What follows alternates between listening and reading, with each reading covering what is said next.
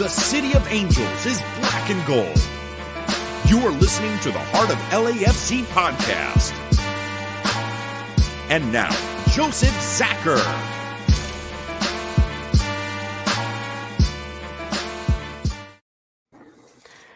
Good evening, Los Angeles. Welcome to episode 203 of the Heart of LAFC Podcast. Wow, it's good times, that's for certain. Of course, you're like, wait, he's here? He's not in Mazatlan? What's going on? Like, I thought he left us? Dude, Tony, you can fill him in as to what's going on, but some media might say that I might have moved on, but fake news, everybody. I'm back. I never left. That was just fun and games, me visiting family in Mazatlan, but that's exactly what's going on. Tony had a lot of fun with that. The pictures are real. The jersey's real. Shall I show them, guys? Of course. Yes. Yeah, I mean it's real. You know, it's Banda El Recodo right there. You see that? Look at that sponsor right there. Yeah, it's legit. Like, yeah, that's legit. But more of as a fan and visitor of the city because I have every Mazatlan team, including Venados and all that other stuff. So that's what that was. Tony was having way too much fun, though. I must say, Tony, well done, sir, because you fooled even my family, man. So that being said, welcome back, Tony. Welcome back, Bam. Tony, how are you doing today, man? I'm doing pretty well. Again, I have friends who are Morelia fans, and that team shouldn't be, and whatever it is, what it is. It was just one of those opportunities where we had to do it, and Joseph showed me the pictures and everything, and I asked Joseph, hey, can we use this as a post to see what the reaction is? And like I said, it was a joke, because at the end of the day, we can now finally just goof around and have some fun a little bit, because we're in the hunt, as the episode is, back in playoffs and stuff like that. So let's have some good times. It cannot be all, rain clouds and freaking rain. This isn't Sports Center, people. Yeah, if you're looking for Sports Center, you're in the wrong place. No, we're here to have a good time, talk some football, break some stuff down as we always do. But at the end of the day, we're three supporters of this team that we all love. And we just like to break things down a little bit more than most in many cases, and have fun with it from time to time. So Tony took good advantage of me being out of town, and we almost went on with me not coming on today just to even have that much more fun with it today. But we're like, no, we'll keep going with this. But I had a whole post-mortem, eulogy and everything. Part of our history, right? Yeah, because the coup that would be is oh my god, Joe sold out to a club that stole another club. Yeah. No, I enjoy the football, you know me, guys, and I have a lot of customized jerseys because can't help it doing it. It's fun to do. But at the end of the day, there's only one club that's through and through, thick and thin, that I'm sticking with, and of course, it's this one here. It's LAFC. From birth to death. There it is. So that's why we're here. Thankfully, I did get to see a little bit of this match, so I can cover a little bit of it today. Thanks to Bam getting me the bootleg links all the way down in Mazatlan, saving the day for me. I missed the first few bits, but caught most of it. But thankfully, Tony was in the stands on the day, and Bam got see the whole thing, so we can get you guys covered tonight. So that being said, of course, we did get a critical win against RSL. We'll break that down fully. Of course, there's a streak now that we're dealing with. We're unbeaten in 3 games now? Something like that. We just keep moving forward. We're now in the playoff hunt. We're tied for the last playoff spot. Yeah, things are looking pretty good. And now we're going to face the bottom dwellers of the division. So we're going to get that covered as well today. And the game's just midweek, so you got not a lot of time for you guys to actually catch this show, but we'll get you covered. We get you good. So that being said, let's move right into the mix. Of course, that would be LAFC versus RSL. Like I said, I was a little bit out of town, but I did see a little bit of the breakdown and who was in the lineup. So basically what we saw from the lineup wasn't a huge difference from what we saw before. I know we had Romero in goal. We had Ibiaga, Murillo, and Fall kind of anchoring things in the middle there. Edwards as well, I guess, was a little bit in the defensive role. Atuesta, Janela, Blessing, Duke. Seems pretty typical at this moment. And then Musovski and Arango, which I will say right away, Musovski's work rate in the last game pretty much earned him the starting role for this match. So it kind of made sense going into it that this was probably going to be our best lineup we could see. And I think the one that you'd reward, for the good work in the last one. So that was the lineup moving into that. Now, Bam, what did RSL come at us with? Well, RSL decided to new toy, so I got to have fun with this. Come up with this lineup here. We have Achura, Tiola, Craig Lack, Rusnak, Besler, Glad, Cheng, Holt, Everton, Julio, and the last one there. So that's what they decided to come out. Just for you podcast listeners, Bam, Badovic. But just for your podcast listeners, Bam has the official lineup on his screen when he was reading that. So just to let you know what his toy was. Yeah. He's playing with new toys, yes. Spent some money lately because now part of this podcast, might as well go deep in and get some new toys to play with. So that's what they came out with us with. Bam has buttons, people. Bam has buttons. They all do. Everybody's stepping up. Even has a curved monitor, and I just a little jealous of that. So good stuff. So that was our lineup going into it. Not that shocking from what we saw from them. Ochoa is kind of the expectation, as always, in the back. Really, I think we discussed it the episode before. There's not much surprising except different coach, right? That's about it. Exactly. Yeah. So that was the mindset going in. Now, Tony, how did this game break down? Because there wasn't much to wait for, was there? Not really, to be honest. All right, we'll just break it down really quickly. Fastest goal in LAFC history. It was literally 20 seconds. The goal was scored at the 20th second. The lead up to it was literally, you'll hear this a lot, and this combo may just continue into the coming years because at this point, he might be earning a contract. Atuesta to Duke. Duke tries to find moves, but unfortunately rebounds off the keeper right into Chicho, and he just literally takes it in and scores it right out the box. It was so fast. For the people who were there, most of the scoreboards around the stadiums did not register that goal for a good minute or so. Shocked everyone, even the stat keepers. That's a good thing. So, bang, bang play, right? Everybody running into the right places. That's why it turned out the way it is, because everybody's running. They're not watching the game. Everybody needs to go where they need to go. And they gutted out the first goal. Beautiful as far as I'm concerned. It doesn't have to be completely pretty. Can be a little bit funky, but when you put in the pace, you put in the movement, you get what you deserve. So 20 seconds in, Chicho. It's nice to make history when you're breaking into your first season at a club. I get to be here for a while because my name is now in the record books. A good way for him, especially the way he's been taken off at this point, to get some history book moves in there. So that's good things. Of course, play keeps going. Momentum is still there. What happens next, Tony? So, as we broke it down earlier, RSL is a sleepy team. If they're we caught them off guard the same way. We are the same way.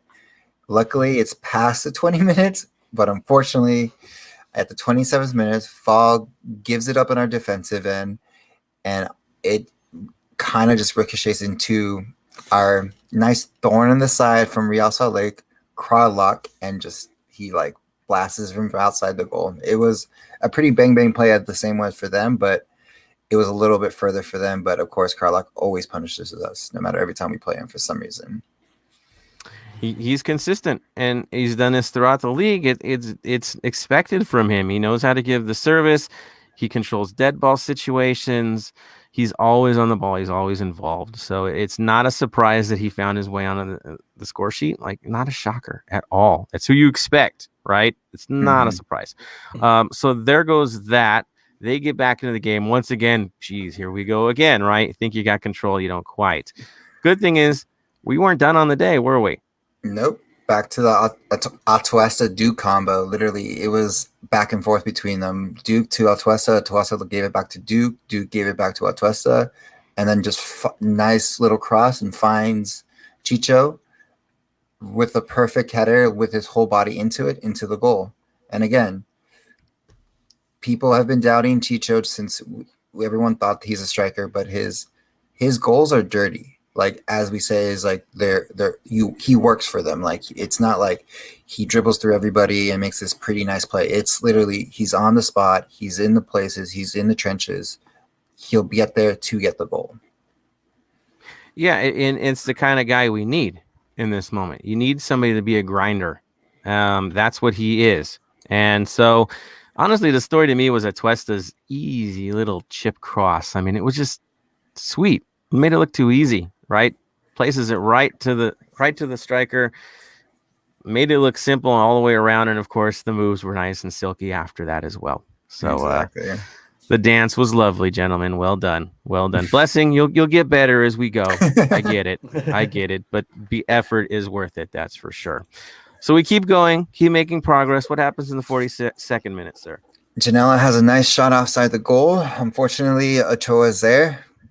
Unfortunately, fortunately for him, since it was not the greatest. But again, Janela has been picking up and stuff like that. I've just recently was hearing over Twitter and everywhere and stuff like that Janela was supposedly going to go back to Nacional until we kind of convince him that he'll be a bigger part of our system. So I think this is him saying this is why I should stay kind of thing.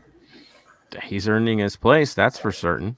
Yeah. The last two matches, promise is paying off. That's for certain. So, that was good. We get to halftime looking pretty good. I'm feeling pretty good about things. Of course, whenever you get comfortable with an LAFC fan, you know what happens next, of course. So second half kicks off. And of course, what happens, sir? 47th minute alpha counter, a nice, Rosrick gets it from us and literally off to the races, finds Julio and he's off to the races and just scores an easy one-on-one goal with the keeper.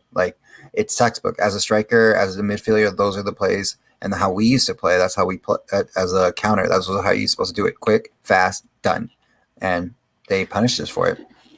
And it's not the first time or the last time that we're going to have guys get caught making motions, making moves before a pass actually occurs. And in this case, it looked like pretty much our entire defensive backline minus Ibiaga already made their moves forward. The play was just going to continue on. So there was no way to really recover on the play. Unfortunate in the situation, but it happens. If you play on the front foot, these kind of things occur. It just happens a little too much for us. Let's be honest. But it did. And of course, we get punished so quick on these. We never get lucky on these moments, right? They miss the shot or no, we get punished right away. So it happens. But you know what? Give our guys credit. It's not like it killed our game. We kept doing what we do, kept producing, kept playing our system. And so, yeah, it looked like maybe something was going to come about. Something did, unexpected. Tony, you were at the game. You probably got a better view and a better feel for what happened in that moment. But how did the heck did the 58th minute play out? Because I'm still baffled on that one. To be honest, I didn't even have a good look to the play. I went to look to see what the cadence was for the next, how many more we're going to do for cheers and stuff like that. And I just see the ball rolling in and I was just wait, what just happened? I had to watch, I literally had to go home to see what happened. It was a way bad miscommunication between the defender and Ochoa. Because you literally see Ochoa say, pretty much put up his hands like keeper, I got it, don't even worry. Bang, bang, play. Literally, he passes it away from him and it just rolls right in and gave us the goal. And we'll happily take it. It's one of those things where you feel bad for the defender as a player, of course, but that's football. At the end of the day, you take those and you move on for it. You know what I mean? Yeah, the way I take it is, bam, go for it. You got this, bro. That goal made social media through Australia with all the football fans in Australia. What they say? Peak MLS. Funny, every time there's a screw up, it's MLS, right? Never the player, never the team, never MLS. Any other country, any other league, you talk about the player that screwed up. MLS, we all just get lumped in every time. Who cares though? Because we got a lead out of this. Personally, I'm not going to call it lucky. I'm not going to we got away with one here. You know what? We've had bad breaks all season. It's about time something bounced our way for once. So I'll take it. I think it's karma. That's fine by me. To watch a defender do that, where you're breaking every rule in the book to get that past your own keeper, is just fantastic to see. And I think my highlight moment watching the replays and even in the moment is watching Benny in the center capo stand giving like that full Nelson laugh at Ochoa. Even pointing was just fantastic. That was my cap on that moment, is just watching Benny lose it in the capo stand and just laugh at Ochoa, because if there's any keeper in the league that deserves that kind of nonsense, that's it right there. That's Ochoa. He's earned that already, especially from any supporter in this league. So good. Of course, things go on. What happens in the 65th minute, sir?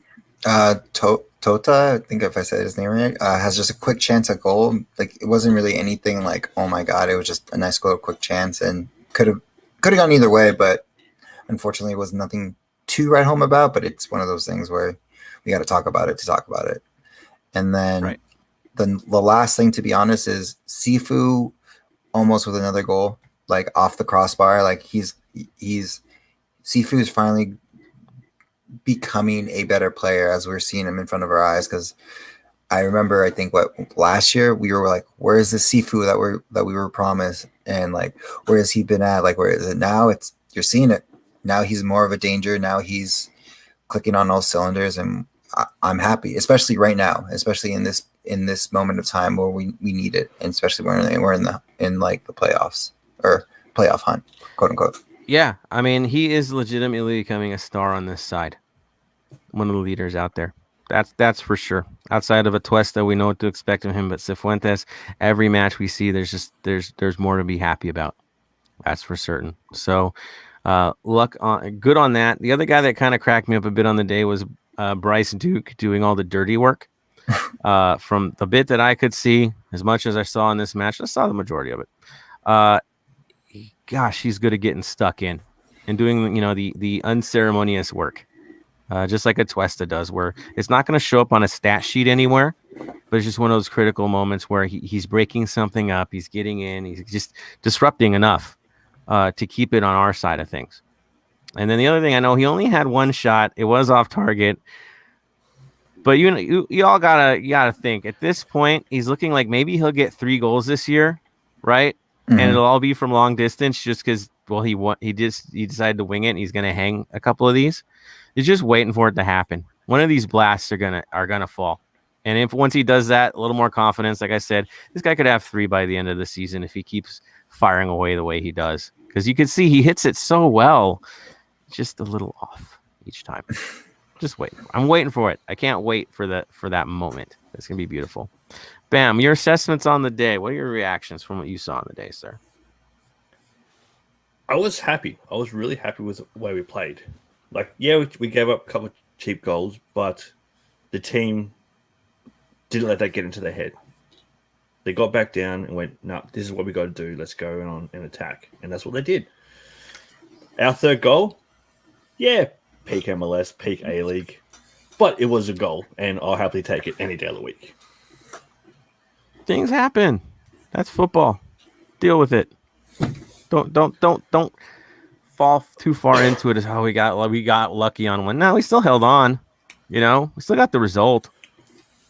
I'll be happy with it. I'll take it. 3 points is 3 points. 3 points. We got it. You have to get anything you can to get into the playoffs at this point. Mm-hmm.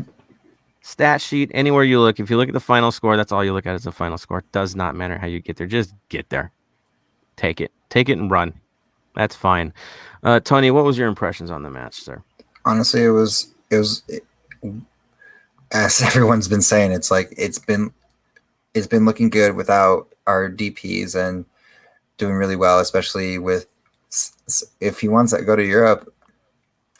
I love you, but part of our history at this point, like, we're doing well without you. And especially with Brian coming back and still doing pretty well, it's like I'm happy with it. And I'm happy with the products that we've been putting out, especially with the young guys, like even Duke. Like, yeah, when we first got Duke, he was like this young kid, like, oh, look at our new youngin that we picked up and stuff like that. But then he started playing some playing time, realizing he needs to get into the weight room at the end of the day. You know what I mean? And realizing in order to be a good football player, you have to get into the weight room, gain some muscle in your legs and everywhere, so you don't get pushed around and dominate. So, and it's like I said, even with that one mistake for the fall, it's like he's still growing too. So it's like we're building a product again.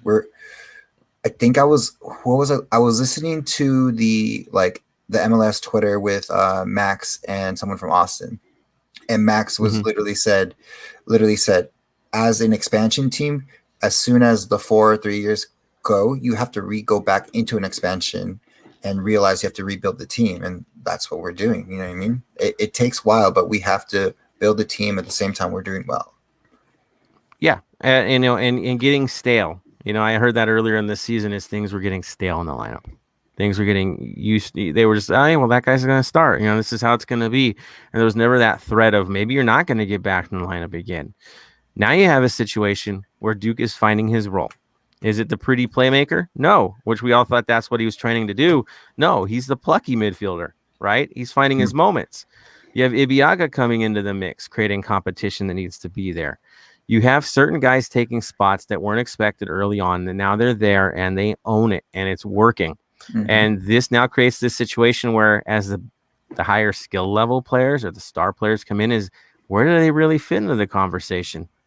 Is there a spot? Like, what do you have to break apart to bring those guys back in? That's your next issue is say you get Vela back in the lineup. Great. Where do you put him? That wouldn't disrupt the system that we've already just created now, that's now seeming to work for 3 straight games or so.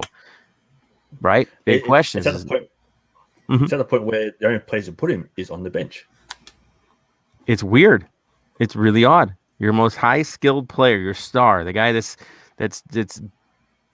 busted it out for you, right? The last few years. Now with the lineup, like, how much are you going to shake up to get him back in the lineup? How much are you going to sacrifice to get him back? Same with Brian. Where does he go? Is he going to be a midfielder? Are you going to put him at left and mid? If you're going to go 5 wide, like, the questions are here. So it's an interesting thing to see from this, the good takeaway. That's for certain. So that being said, any last reactions before I move this on to our crew? All right, let's move it on to the family here. Let's go, guys. So we got here, Anthony Bermudez did explain that Brian is back for tomorrow's match. He was actually available for this match, but they didn't dress him. They let him rest because he got overworked for Uruguay. So that guy was playing crazy against Uruguay, so he got a bit of a rest. But yeah, he'll definitely be there. Marvin Chavez says Janela is doing a lot better. Exactly. The quality is starting to show up for Janela. The confidence is there. I think we're all seeing it. For Marvin, Murillo was up attacking, left Julio wide open, unmarked. Yeah, they were moving into position for another attacking play. I think that was where we got caught in that. Was it too early? Maybe, right? Primary role. But yeah, for sure he did.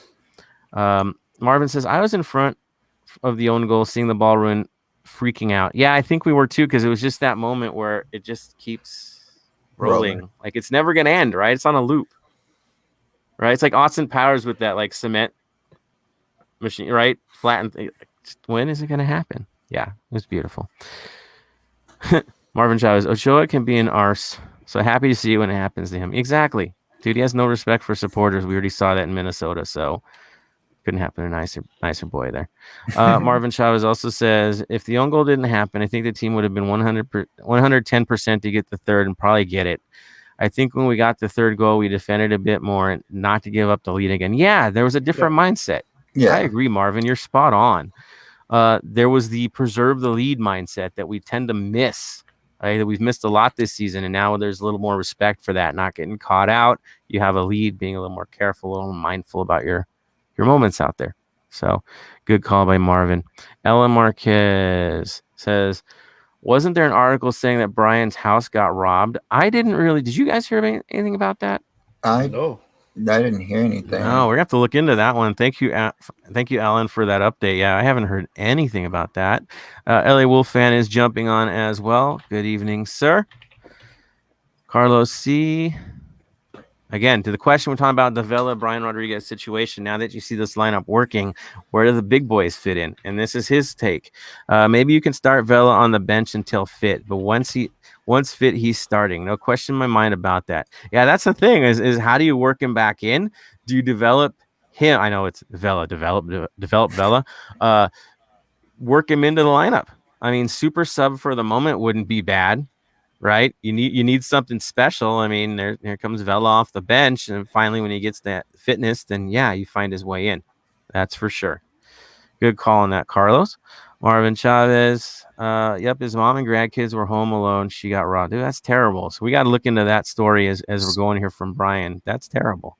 I was like, was that in Uruguay or was that here? Because like, yeah, that's rough stuff. I just found the article, and it looks like it was in Uruguay.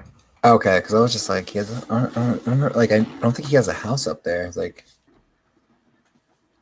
yeah, so, I mean that's rough. That's rough. I'm sorry to hear about his family going through that. As Marvin just also said, it is in Uruguay. Wolfan says, I don't believe Vela will like it as a super sub. That's true. Mm-hmm. Vela doesn't like to come out at all, but Vela's got to put in the intensity, right? We need something from him.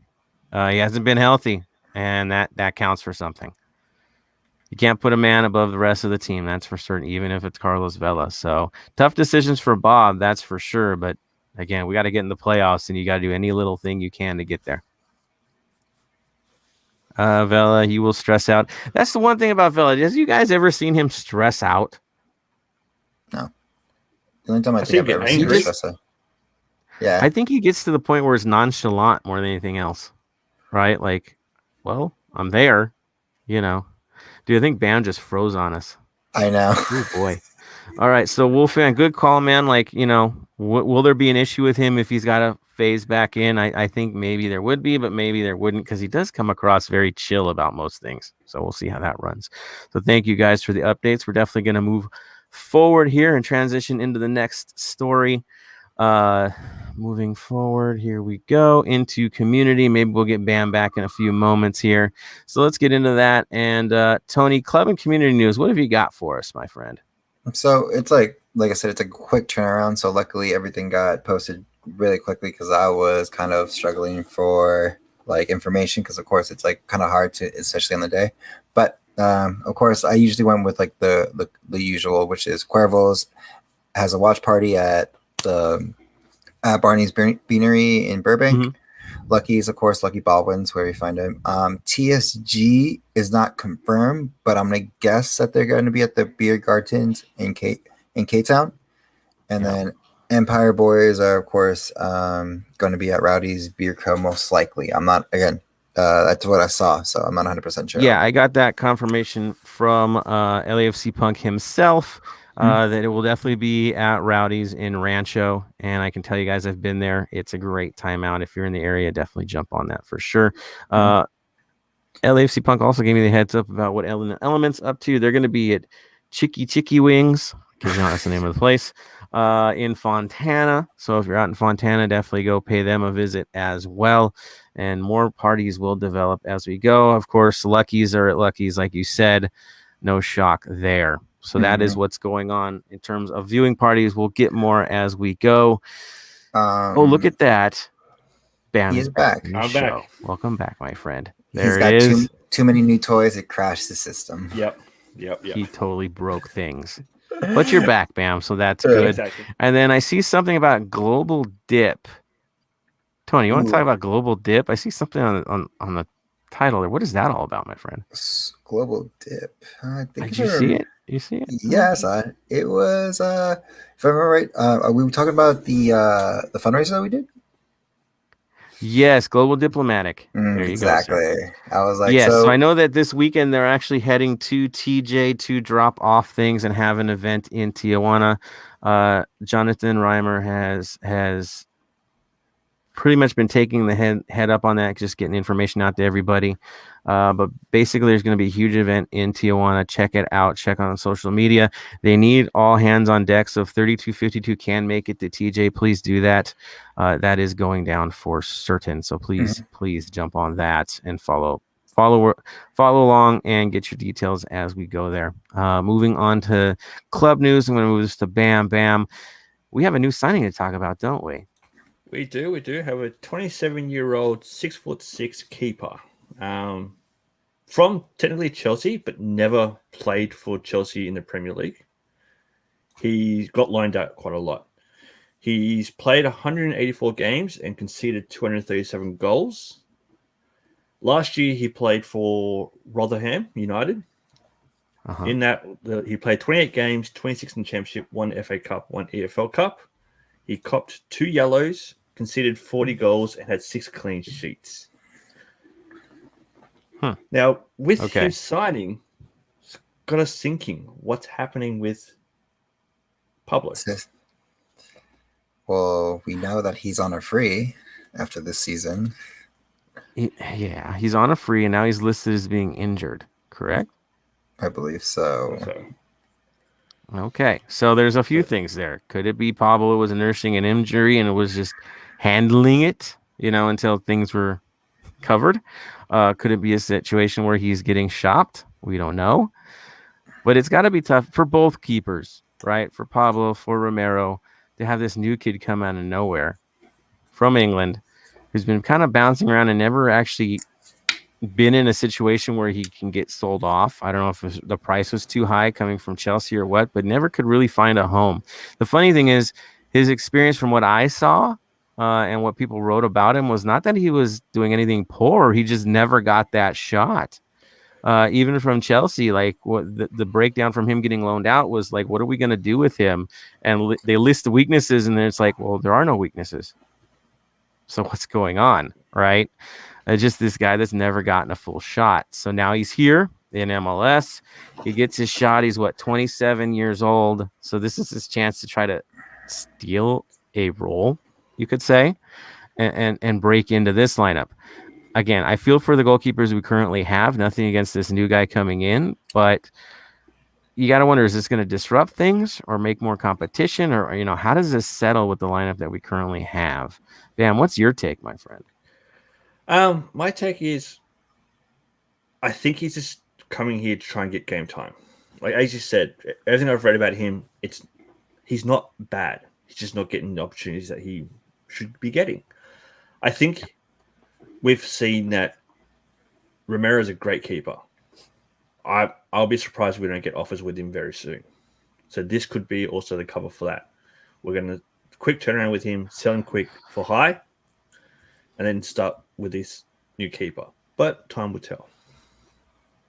Yeah, it's tough to see how this guy fits in this late in the season. It's just an odd situation unless something's already in the works.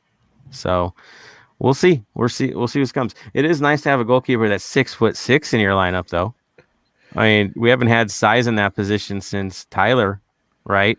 Mm-hmm. And Tyler's Tyler, see where this kid comes. I can say that there's a lot of the highlight videos of Jamal Blackman have been like PK stops and point blank saves, and it's kind of an interesting vibe just to see where it's at. And he did get Young Player of the Year, I believe, with one of the teams he was with. He was loaned out to.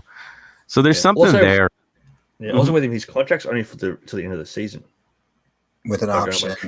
With an option for a year. So it's a short contract. It just really, again, it's an interesting move. I guess it's a low-cost gamble at this point.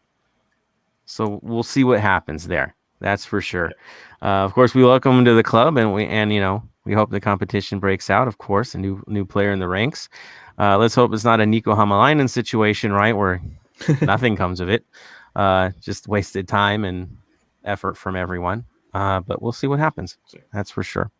Any other stories or interesting moves, my friend, before we move on to standings and all that?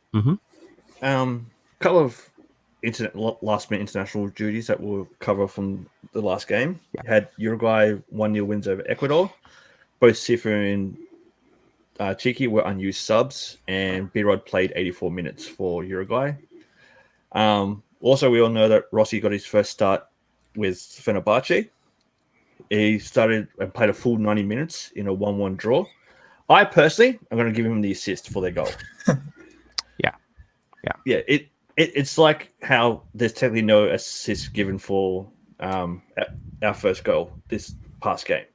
To me, he got the assist for that. It was a beautiful cross into it for the goal. His next game will be a nice midday kickoff Thursday for you guys in Europa Champions League against Frankfurt. For me, it's a 5 a.m. kickoff Friday morning, so it'll be interesting with that. Yeah. You know what? It's not hard to see these games. Access is pretty easy here. Nowadays. You want to watch them, you can. It's not that hard to get a look. But since Rossi's already a starter, that's nice.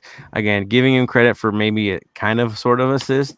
I mean, he put the ball in the mix, right? He took the chance to get into it. So I'm sure everyone from what I've heard is, it's been positive news from what I've heard. So all good things to him. Good. If we're playing the full 90 minutes for his first game, that's huge. Yeah. International breaks help. Yeah. You know, we need guys, any player that we sign from this point forward, if they take off with the clubs they go to, just makes it that much easier for us to make dough down the line. I mean, it's the business of it. So if your guys produce once they move on, yes. So good on him. All the best to him. It's going to be cool to see him make a run there. That's for sure. Moving on from that, of course, is our playoff situation. Now that we've put ourselves in the mix again, we are sitting in the 8th spot, tied for 7th pretty much with Salt Lake. They've only got us pretty much on goal difference. We're +2, they're +4. Well, geez, that can easily be fixed. Minnesota's sitting at 31 in the 6th spot. Portland's at 33. And then comes Carson in the 4th spot at 37, 7 points away from us. That's not too far away if we keep streaking the way we do. Even 33 is not far at all, right? That's 1 win away. So somehow, some way, after this week, we could find ourselves all the way up in the 5th spot. That's a potential, guys. And, of course, that would line us up if the playoffs were to start, would be against who? Oh, yeah, those guys. So you're in the mix. We said we put in the hunt because we really are in the hunt again. A couple good results strung together, and you're in the story. That's the story of the Western Conference. It's just tight. So good things on that. Moving on to there. Guess what? Oh my gosh, I'm looking. Tony is going to be doing our Black and Gold Vinyl Club Minute, and it's tripping me out because I'm realizing that a certain artist here, he's featuring again.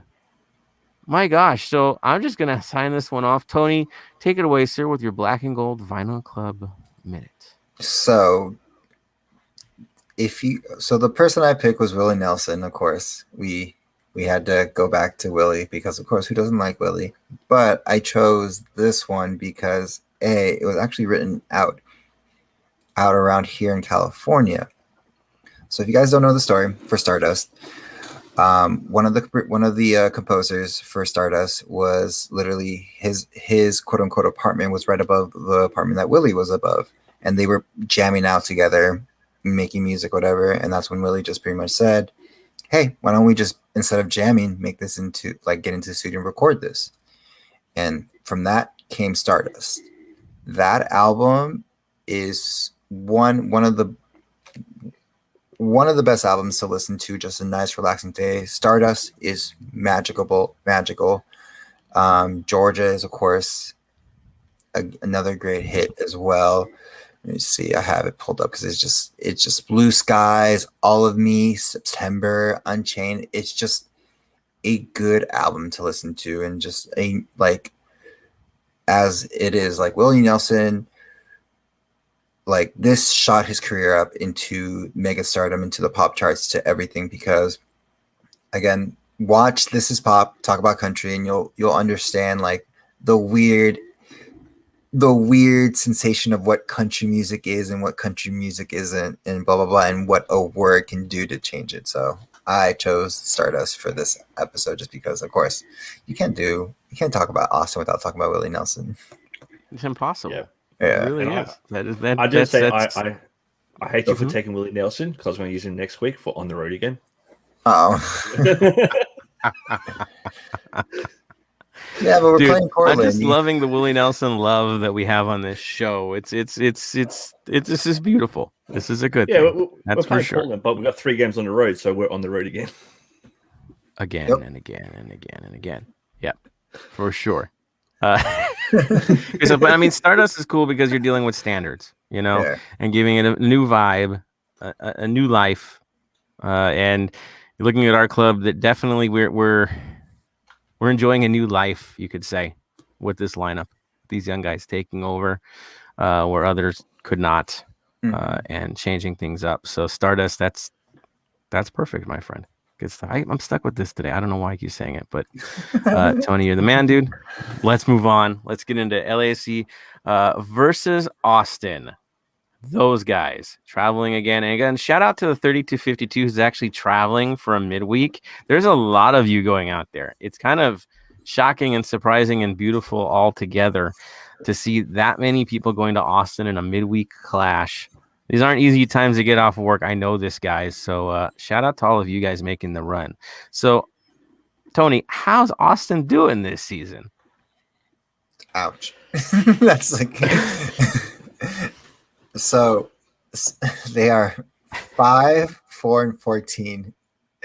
So they've only won 5 games. And then since the last time we faced them in Austin, they're 2-0-8. So they just I don't know what it is over there. It's just there's something out there clicking with them. And when we break it down, maybe Bam can show some light on the last game, but for my good and bad and ugly, I'll let you know why. But it's just not the greatest. But again, that's also very dangerous because again, they can still want revenge because we beat them at home. We beat them at our home, and this is the 3rd time. And again, it's always hard to beat a 3rd team for 3 times in a row.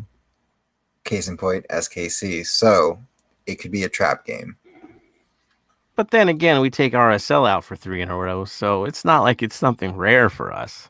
True. But it is in their house, and I think that's the story that we're dealing with. Is in their house. So, Bam, what did they do in their last match? Their last match, they played Houston in a derby. It's not a derby, let's be honest. No. Had a little spanking of a 3-0 loss, so kind of expected. Some of the highlights was Houston opened scoring after 40 seconds with Dorsey. Pounced on a block shot off the keeper. Easy goal. Nothing to expect there. 22nd minute, Pochettino cops a yellow card. 24th minute, Houston goes up 2-0 again, thanks to Pearcott. 44th minute, Ring cops a yellow. 51st minute, Berhalter cops a yellow. And in the 64th minute, Houston scored their 3rd goal. So that was pretty much the highlights from it. Some of the stats for it, now a little fun I have.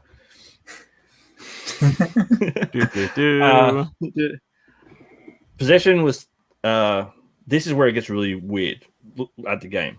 Possession, Houston had 33.9%. Austin had 66% possession. Shots were 16-15, 7 on goal to 2 on goal. Crosses, Austin were up 15-6. Corners, they're up 10-3. Fouls, 16 and 11 each, with 2 yellows to Houston, 3 to Austin. And the total team expected goals. Austin were 1.3, yet Houston were 1.1, and they scored 3. So that was the stats from the game. That makes no sense, right? Except that maybe just giving out cheap goals, right? Mm-hmm. That's what you can think about it. Yeah. For the subs forum, they did a halftime double with Berhalter and Reds on for Pereira and Pochettino. 69th minute, they also did a double with Kolmanic and I'm going to say Dijite on for Jimenez and Dominiques. And the 80th minute, they used the last sub with Gallagher on for Fungundes. Fagundes. Fungundes. Okay. So it's an interesting vibe seeing with these guys. I remember they started the season at a 4-3-3, right? They thought they were going to match what we did, come in all, we're going to do this. We're going to kick some butt. And then they just couldn't produce any goals, right? And left themselves open to counters like crazy. Now, if you've seen anything from their scores, they allow a lot of goals and they don't score a lot back. From time to time, they do get some bunches, right? But production just hasn't been there. Interesting case. It looked like they tried to limit the pain against Houston and went deep in their midfield, playing a 4-2-3-1 setup. Yeah, a little more conservative. You've seen this from us, right? This is kind of your default if you need to just limit things, limit the pain. And that's what they did. And so they started with a Dominguez up top, Fagundes out on the left, Driussi in the middle, Pochettino on the right. Their defensive mids was Ring, expect him again, Pereira. And then their back four was Jimenez, Romana, Cascante, Lima, and Stuver. Stuver's again a guy you kind of figure will always be in the lineup. He's the guy. Bam explained who got subbed in from that. I can't help but think that it's going to look a little bit similar to that. It's not going to look the same as what they did to us last time. I just don't see that happening again. I look at the Vancouver lineup, same story again. This case, they again 4-2-3-1. So whatever they thought they were going to do in the front football is gone. In that game, same thing, except that they had Gallagher out on the left rather than Fagundes, and Fagundes dropped deep. So I don't think that's the greatest move for him at all. That's more necessity. I'd expect him to be back up on the left side against us for this one. Don't be shocked by that. Driussi still will be here, or he's at Pochettino, Dominguez expected. Back line, could have Bessler, Cascante in the middle, Lima on the left, Jimenez on the right. What you're going to see again is a team that's going to try to counter us in their own half, try to catch us. That's what they can do. They are your classic expansion team. A lot of promise. There's some flashes, but a complete unit is not there. There are holes. And so we can take advantage of them. Like, that's where we're at. Whatever lineup we bring out there are openings. That's for certain. That's what we're going to have to look for. We're going to have to get plucky. We're going to be in their house. Yes, it does get loud, but we get louder. 32-52 presence will be there. So there you go. Now, Bam, who is missing from this match for Austin? So they got 5 missing out injured at the moment. So you got Ulysses, Hosen, Sweat, Schoenfield, and Besler out. So that's the big guy missing in the middle there. Okay. Yeah. Now, doing some research, I did find out something interesting. They just signed a homegrown player, the 16-year-old son of the head coach, Owen. Could he be playing? That would be interesting. That sounds like a super sub to me. Yeah. There's got to be something with that, but that's very odd. Yeah. Which is interesting. Like, is he signed just because he's the coach's son, or is he anything decent? We don't know. Or it's just necessity because they're shorthanded by so many bodies right now that they needed to throw somebody out there. True. Yeah. And apparently he's supposed to be a midfielder as well. Okay, but their midfield is what it is. I don't think that's not where they're dying. Mm-hmm. Really, it's not. It's that back line that's just been not in it. That's for sure. You can't fault Ring in this situation, right? And Pereira is Pereira. They're fine. I look at their lineup. Dominguez is fine. It's the back line. It's inconsistent. They get killed on stuff, and we're in this situation where we're gonna have to take advantage of the situation, get plucky with it, make it work, and grind it. We've got guys that'll do that now, so that's where we're at. Which of course brings it to us because all is not perfect in the land of LAFC, right? We've had some complications since this last victory. It did come at a real cost. That's why I bring it to you, sir. Bam. Who is missing on our side? Who's out? Who isn't out? We've still got a lot injured out at the moment. So I was looking before, and LAFC Benjamin had up a list of who's out. The biggest surprise, from my understanding, is Atuesta is going to be out with an ankle injury. That's a huge loss for us. Mm-hmm. Especially on this road trip. Heart and soul. We know this. That's going to hurt us. I don't think there's any question that's going to hurt us big time, because now you have to look at who can really replace him. What's the system going to look like without him there? Who's going to have to make up for that position? This is tough, but he's not the only one missing, right, Bam? Yeah. No, so we're missing Atuesta, Pablo, Blackman, Junez, Gaines, Opoku, Segura, Vela still. So the list just keeps going on and on. So I can see us putting out a similar squad to what we've had out the last couple of games. Maybe put in B-Rod for Atuesta. I mean, yeah, that's tough because B-Rod's not in that role at all. So now you have Duke and Janela anchoring your mid with Cifuentes. Yeah. And then your outs would be, again, would B-Rod get that shot out there? Right? Might as well. This is the I mean, your Blessing's your fifth guy, right? So he's going to be out on the right side. Do we get to see the B-Rod show with that extra distance going into it? Maybe. Right? And then is Arango, you're going to be your sole man up top? Maybe.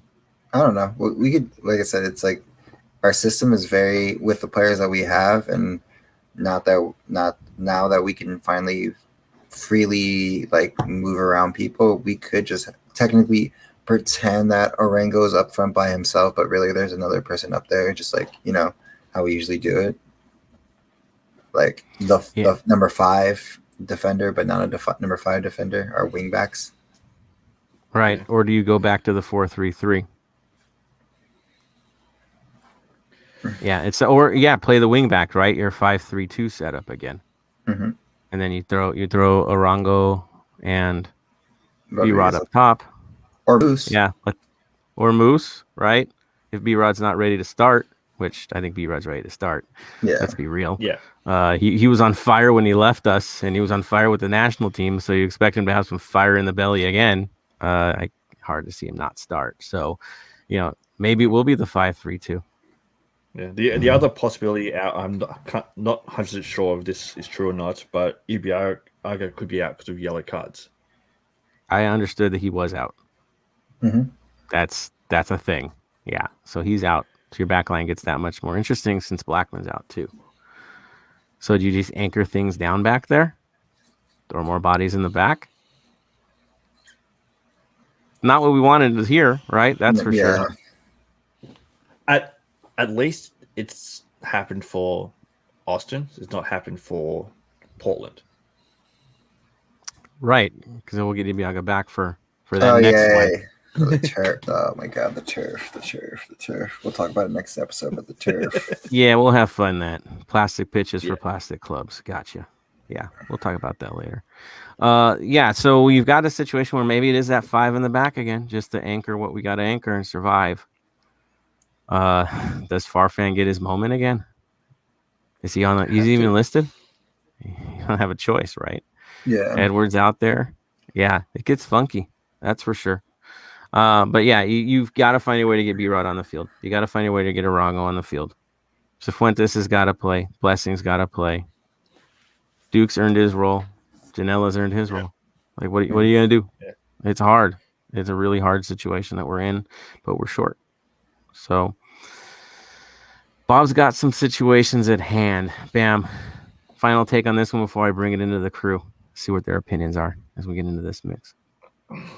Honestly, put 10 at the back. Just put everyone at the back. Really park the bus. No. Park the bus against Austin. Come on now. Austin's not all like right. 9 at the back. Arango up the top. That'll do. Yeah, 5 in the back just seems the logical choice at this point. What's you gonna do? So, if that's the case, could it be a situation where you play Janela defensive and Cifuentes and Blessing in front of him? Yeah, you could. You could go the back be Moon, Fall, Edwards, Palacios, Farfan. Well, Kim's healthy again and back. Yeah, I thought you put Moon in. You're putting 5 in the back. You're putting Kim and Juan on the right side. Yeah, that's for certain. If that's the case. On the left side, Palacios. In the middle, that's where you get funky, right? It's going to be Fall, Murillo, and Farfan.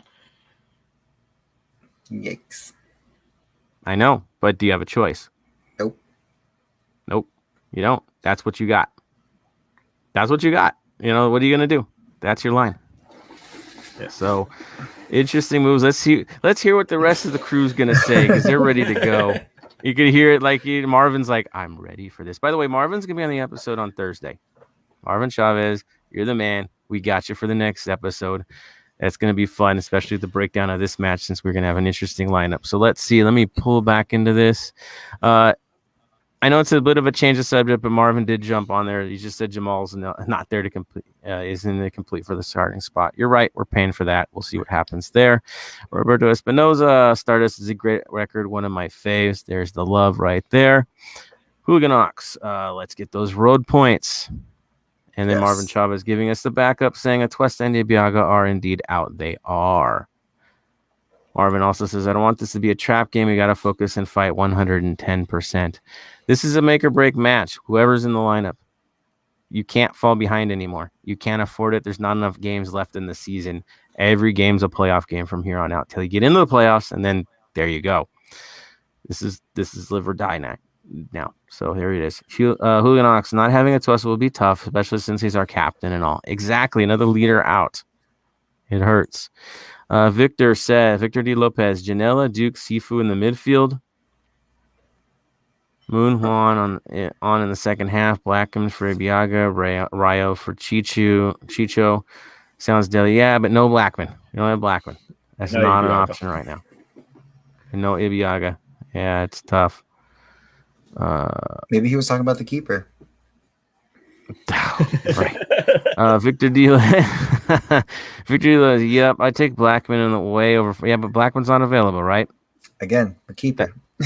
He's listed out, right? He's listed out. So he's talking about Blackman, but I think he's listed out. 3-5-2, which means 5-3-2, right? Like I know that's how we play this thing. We played Fall Murillo, Blackman, Blessing, Fifu, Duke, Janela. Yeah, it's just the Blackman situation, right? He is out, guys. We're confirming he's out. Yeah. Okay. Yeah. No shock. Change Blackman for Edwards in that lineup. He says Blackman might be middle? good for tomorrow. Victor, I don't think we go with the 4-3-3. They're too consistent to go away from the 5-3. I agree. I just think it's safe to play the 5-3-2 under this situation, especially if they're going to clog the midfield the way they're going to clog it. You need to press their outsides for sure. Duke to Atuesta spot in the center. Raito and Duke's spot on the right. If we go with 5, right? Like Carlos C. Ibiaga's out. Damn, 5 in the back. I think that's what we're looking at. That's for sure. Marvin, nice. I don't know if that's sarcastic for Marvin. I think he's just saying, yes, he's back. Yes, he's on for Thursday. So there it is. So there's a comment that we see right now. So, yeah, the lineup's going to be a really interesting one. We'll see what happens with it. It's going to be funky. It's not quite what we've seen the last 3 games because injuries are injuries. They force some changes. So what you thought was consistent before is no longer consistent. We just got to make it happen. So tomorrow, 6 o'clock local time, our time, we will be playing Austin FC. I know it's on. The sweep is potential. We could take this team out. They're in the bottom. You have to take them out. Challenge accepted. So, Bam, final thoughts about this match. What's your take, sir? It's Austin. Let's get 3 points. 11 a.m. kickoff for me tomorrow morning. Get out there. Don't get injured. Let's just have some fun. Let's get 2 goals each for B-Rod and Aguero, and I'll be happy. Right? Does Aguero's streak, or does I'll just say Chicho. Does Chicho's streak continue? Yeah, I guess so. You're calling it? Yeah, 1 or 2? Because the way he's playing right now, you got to ask, right? 1 or 2? Go 4. Dude, I feel a brace, man. I do. I ain't gonna lie. I feel confident about this one. Maybe that's not being safe about it, but I do feel good about this one. Again, I also feel Duke is due at one point to get one. He's just putting in the work. Something's got to fall. Yeah. My big question is, who's going to take the free kicks and corners? Duke? Yeah, I would say Duke. If Duke's in the lineup, I think Duke. Because we're missing a Atuesta who's taking them, and you're putting them on dime for 4, so... Right, and if it wasn't Atuesta, it's Vela, and Vela's not in the lineup. So, new faces. Well, whoever can fall in the head, that's all that matters, right? Exactly. Hit them on the corner. Let's do this. Let's do this. So yeah, it's not like Atlanta on the road, guys. We're playing Austin. You gotta feel not so bad about that. Tony, final take on the match ahead. I say I'll give it 2-0. You know what I mean? Maybe 2-1. 2-0 would I'm like more expected. 2-1 is like maybe this Austin comes out with something, you know, you never know. Again, they're at home. So playing at home cooking always helps out a little bit. Like I said, it seems like a trap match just because of Austin, and you never know. Again, this is the MLS. You never know who will show up, as we showed that with SKC. You know what I mean? Everyone was counting us out, and next thing you know, we beat them 4-0. So, like I said, we just got to keep our head focused and get these 3 points, get the next 3 points, and then the last one away in 3 points, and we'll be golden. And we talk a different season, you know. Exactly, very different season if that's the case. So, honestly, I'll just say this: I think that after that Vancouver match, we hit a moment within our own locker room, within our players, a different vibe, a different approach to things. They saw the desperation. I think they're looking at this team missing 5 from their lineup, not settled. They have their own issues to deal with, and we have these young, strong players with something to prove going to Austin. I only feel good about it. I don't feel concerned. This is one of those few matches where I'm like, let the guys go off on this one. Like, don't let them hear us for sure, but just let them go off. Like, let it be that moment for these guys. Make the breakthrough this one on top of what we've seen so far. This is a big one. That's for sure. And I think our guys will be up for it. I'm confident they are. So that being said, I'm looking at the rest of the comments from everybody out there, looking for some final thoughts and reactions from our crew. If you guys got any, throw them out there right now before we get into our final thoughts of the day, because we are at that further moment. Just having a quick look. Only one team above us within striking distance, so within 3 points of us on the ladder, is playing a team below us. So you got Salt Lake City, who we're equal with. Their next game is against the Quakes, who is below us. You got Minnesota, who's above us, playing SKC. And you also got Portland, who's above us, playing Colorado. So there are some tough games for those people. They drop points, we pick up points. We could end up being 5th after this game. Yeah, no, the potential is there. We could really break things apart in the lineup or in the standings. This is the night. This is the night where we get to break in. Finally get on the right side of the bubble. Mm-hmm. You got to take it serious. They are going to take it serious. Young guys do. So we're in a good moment there. So, of course, that takes us into the next stage of our episode, which we talk about our final takes and walk away all beautiful as we get into this shorter episode tonight, of course, but get ready for a road match. So, final say. Let's see. Who had it last week, gentlemen? Let's see. I think Bam was the one that started it last time. So I guess that makes Tony the man, the myth, the legend. Final thoughts, my friend. Just for everyone who was out there in Austin, just support, just, you know, be loud and let them hear us, let them know that we're there. Like I said, have fun in Austin. I know a lot of people are enjoying it over there. Like I said, let's just get these 3 points. Let's get hopefully into 5th. And like I said, this is MLS is different than every other league. We'll keep saying this. We'll keep repeating it. It's never until the final game. Like, I feel our placement of where we're going to be is going to be that last game in Colorado. So like I said, let's try to get in and see how high we can go. And maybe we won't have road games. Maybe we'll have it at home, for a couple games. Who knows at that point, you know? So let's just get these 3 points and let's just focus on them, and then we'll talk about who we have to play next after that. Well said, man. Game by game. That's for sure. Can dream big, but game by game. Well done, sir. Bam. Final thoughts. Final thoughts is, again, everyone that's going out to Austin, have fun. Stay safe. Have fun. You know, don't get into any fights. Just go out there, sing loud, get 3 points, show them who we are, and then come back home safely. Nice thoughts. Exactly.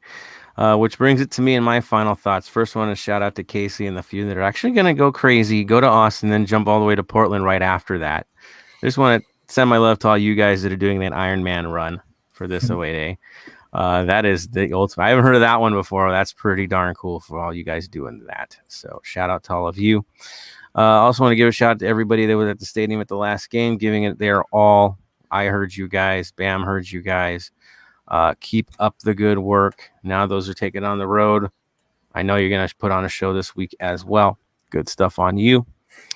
Shout out to the guys themselves, and of course Arango with the work rate he's put in. Duke with the work rate he keeps putting in. The guys are stepping up. We notice it. We see a change. Of course, thank you, Bob, because he has seen it and he's made the necessary changes to get us back into this.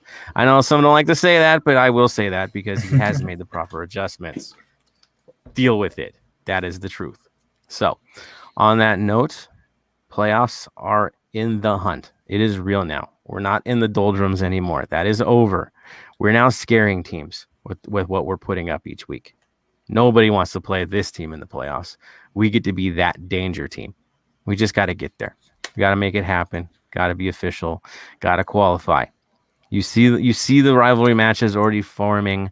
You see the potential. We could be a home and home with Carson. You don't know. It's that tight. It's going to be wild to the last day. So for those of you, again, that are traveling, make it to Minnesota if you can, make it to Colorado if you can, because those, I think, are going to be critical killer matches to see where we place this year. Life and death, and it could be down to the last actual day to see if we make the playoffs. So go to those matches, make it happen. It's tight. Finally, to everybody that was jumping in with the tailgates for the last full tailgate, I saw that. Good stuff there. And jumping in with Kick Childhood Cancer, which is this month. Spread the word, right? Jump on, support, hashtag this thing. I know it's our turn. I saw you, FCFC. I know it's our turn. So we'll make that happen tonight. And to the rest of you guys, of course, you know what I'm going to say. And we're all going to say, once I move over to our branding and we move it on. Are you guys ready for our final statement of the evening? On 3. 1, 2, 3. Stay golden. Golden.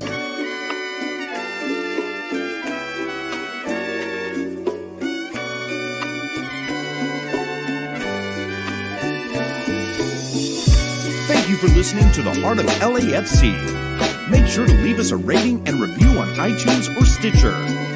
Shoulder to shoulder, the black and gold is taking over.